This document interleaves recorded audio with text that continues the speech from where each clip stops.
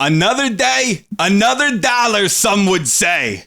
The New York Yankees and the Los Angeles Dodgers were one day closer to Game 1 of the World Series. Hey guys, I hope you are having a wonderful day today. If you love the Yankees and you're not subscribed, be sure to subscribe. We're on the road to 20,000 subscribers. So if you could help us get there, that would be awesome.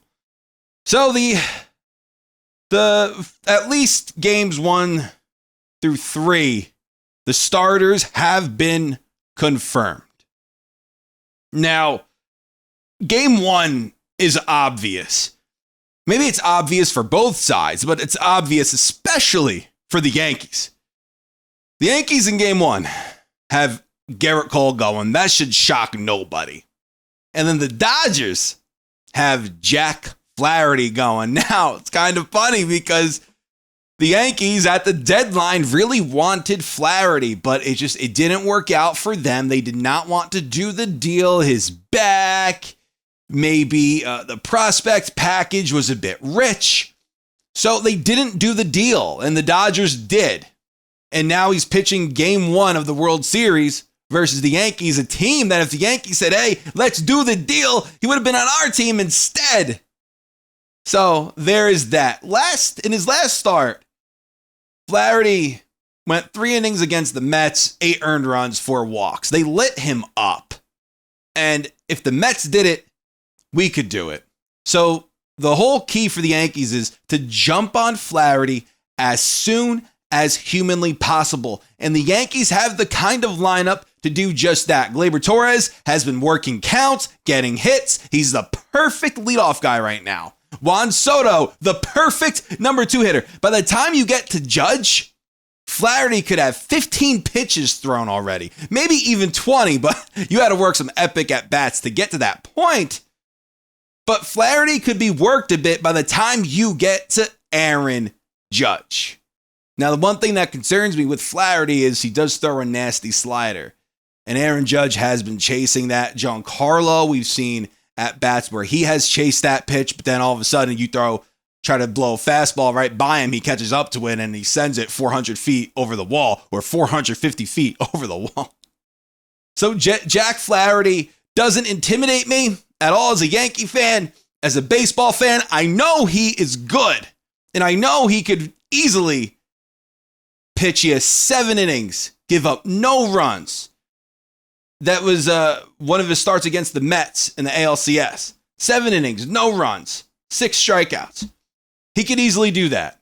And then against the Padres, 5 1/3 innings pitched, 4 earned runs. So he's very, very hittable and does not scare me. Now, when it comes to Gerrit Cole, the Dodgers basically have to have that same game plan that I just gave the Yankees.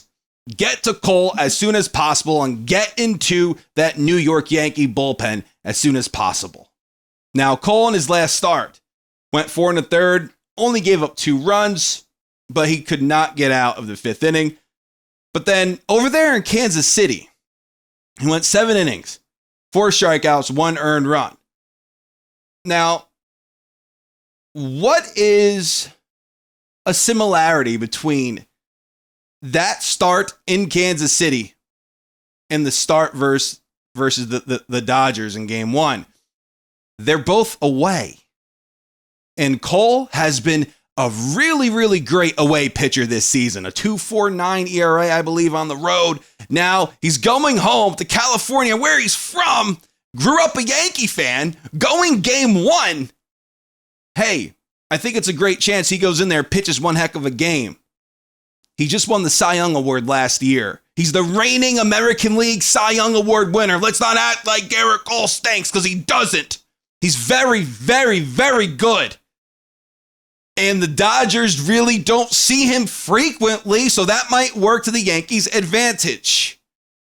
It could work to the Dodgers' advantage too with Jack Flaherty, but the Dodgers haven't seen Cole very frequently, and being how good Cole is going into game 1, the pit bull that he is, I think we could definitely silence the Dodgers bats. And we're going to have to if we're going to win the friggin' series.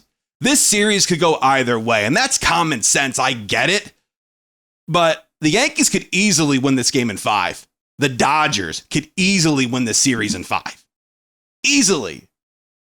So we'll see what happens. I know I said the Yankees could win the game in 5. I meant the series. So it could go either way. Both lineups are incredibly potent. Some people might take the Dodgers lineup over the Yankees. But with the Yankees, you have Glaber hitting now. You have Volpe hitting now. Rizzo hitting. If Jazz wakes up, which I hope he does, he has good numbers against the Dodgers. It could be some good things this postseason, but the Yankees also have to pitch well. And also, too, I've said this before, and I'm going to say it again. The Guardians' bullpen supposedly was the best bullpen in Major League Baseball, and the Yankees beat them in 5. The Dodgers they do have some semblance of a starting rotation, but it's not that great. Yamamoto, he's going game 2 versus Rodon. Now, Rodon on the road isn't that great, but his most recent starts weren't that bad. Now, Rodon, his most recent start against Cleveland, 4 2/3, 2 earned runs, 6 strikeouts. Wasn't a bad game, just didn't go very long. But then, I believe, game 1 of the CS, he went 6 innings, 1 earned run, 9 strikeouts over there at the stadium.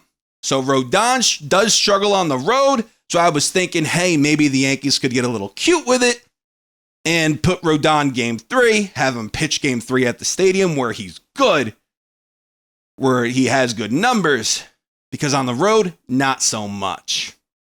But Yamamoto, I mean, what a treat it would be if the New York Yankees go and rock him. He's going game 2 for the Dodgers. Now, Yamamoto, he doesn't pitch past the 5th inning. So if the Yankees got to the Guardians' bullpen, they could get to the Dodgers' bullpen, and that's no disrespect. The Dodgers have an okay bullpen, but the Guardians have the best, and we got to them. So if Yamamoto can't go past the 5th, and we're able to handle Flaherty just like the Mets did in his most recent start, it's looking good. It's looking good. We could be up 2-0. There's a very real possibility that we are. We could be down 2-0. I don't know. I'm not Nostradamus. I don't have a crystal ball right here. I can't tell the future. But I could tell you that, hey, the chances of us really jumping in front in this series are pretty high. They are. And just breaking down Yamamoto's starts, I mean, against the Padres, sure, he had a scoreless outing, but he only pitched 5 innings. And then his previous start against the Padres went 3 innings, 5 earned runs. Against the Mets in his most recent start, 4 1/3, 4 hits, 2 earned runs, 8 strikeouts. Pretty good, but he doesn't get past the 5th inning. Yankees have to take advantage of that. They have to. The Dodgers do too. Go in there. Rock Rodon, but this is a Yankees channel. We ain't talking about that. Now, game 3. Game 3, we got Walker Buehler going against Clark Schmidt. Buehler, same thing. Doesn't get out of the 5th inning. Same with Clark Schmidt.